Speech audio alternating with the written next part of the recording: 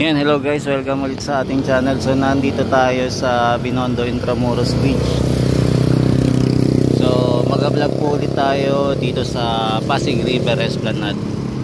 So ikot-ikot po muna tayo ulit. Samahan niyo po ulit si JR Doria TV. Mag-ikot-ikot dito sa Pasig River Esplanade. Dito po sa Phase 1, tapos Phase 2 and Phase 3. Yan, kung mapapansin natin mga tropa kids, parang wala masyadong natambay ngayon dito, na parang konti lang. So ito, may napansin tayong dalawa lang pero parang umaalis agad. Tapos meron naman dito isa lang. Malinis ngayon yung lugar dito sa Binondo Intramuros Bridge, no? Kasi tingnan mo naman, nakalagay na, no, parking both side. Tapos ayun, so may mga kababayan pa rin tayong nag-i-stay dito, no? Yan, hindi ko ba alam kung kailangan ba itong palitan, gawin Tagalog o manatiling English to, o naiintindihan ba nila o hindi. Yan, yung signage na to. Yan, so ito yung mga kababayan natin na ayan, na nagpa-parking pa rin dito, 'di ba? Kumbaga nagpapalipas oras dito sa Binondo Intramuros Bridge. So ito naman, makikita naman natin itong Plaza Mexico naman. So ito yung Plaza Mexico. So ito yung mga namamasyal natin mga kababayan sa Plaza Mexico naman. So ito po yung ganap dito ngayon. So ngayon po ay Thursday. So bukas na naman po, magkakaroon na naman po tayo ng kainan.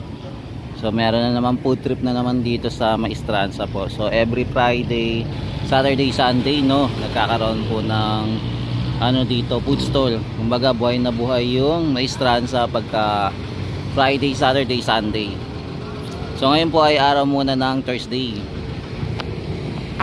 March 27 na, ayan, 2025 po. Yan, inopen na pala po dito yung yung turf stone paver, yung may mga damo-damo. So inallowed na po nilang tambayan. Before kasi sarado ito, pero ito okay na ngayon. So nakakatambay na po yung ating mga kababayan dito, no. Nakakaupo na sila. Before hindi po kasi nakakaupo.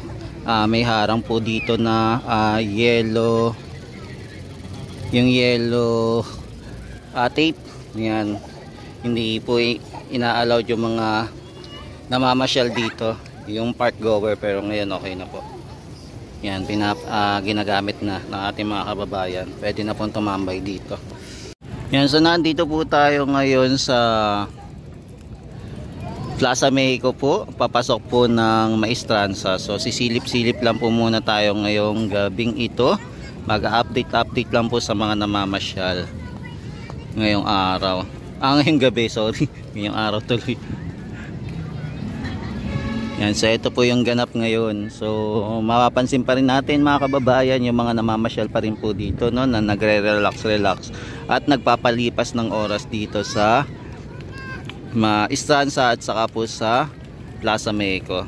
So ito po yung ganap ngayon.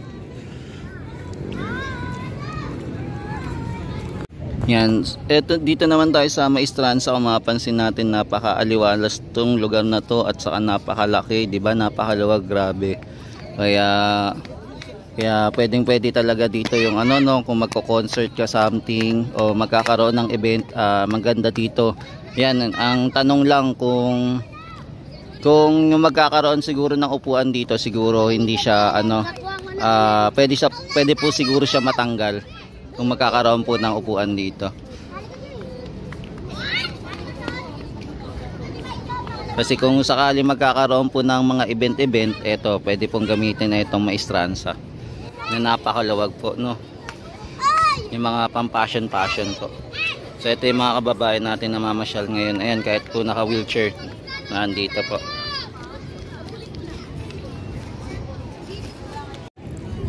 Yung wiring nilabas na po nila, no, para bukas po sa food stall na naman na gaganapin bukas. So nilabas na po nila.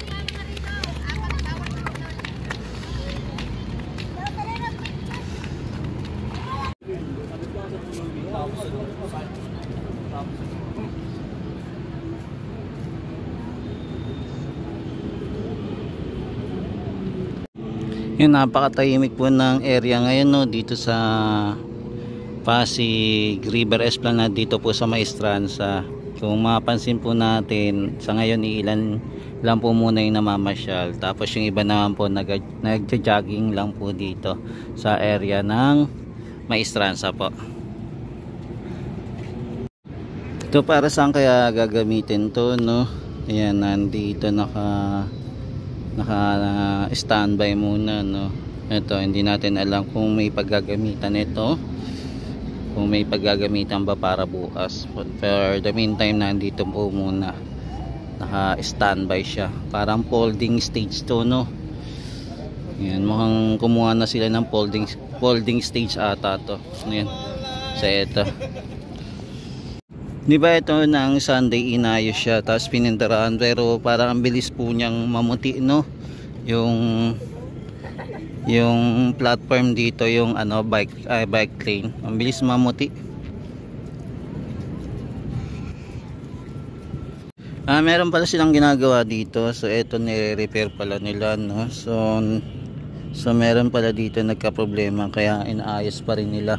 Yung nakaraan inayos na nila ito, kaya lang nagkaroon ng crack. So ayan, nire-repair na naman po nila ulit dito sa dulo ng Maestranza po, bago po pumasok ng Port Santiago Riverwalk. So ito, inaayos po nila.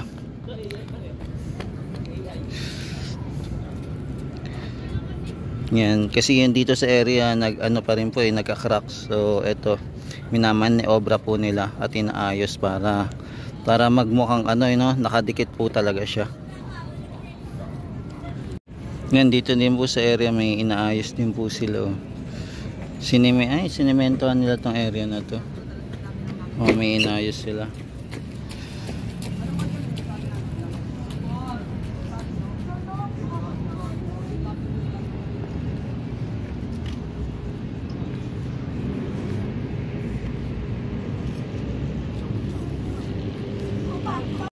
Yan, sumilip din po tayo dito sa Port Santiago Riverwalk. So ito yung mga kababayan natin na mamasyal dito.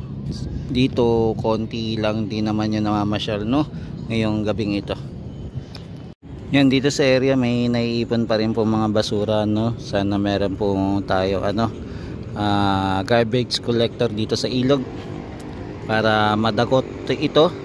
Sa kunwari mga umaga, mga ganun, no, para makuha ito. Yan, maging ito, ayan, request natin na sana madakot nila itong mga basura na palutang-lutang dito. Yan, nandito pa rin po tayo sa Port Santiago Riverwalk pa rin po. So dito po muna tayo sumilip-silip kung ano ganap dito.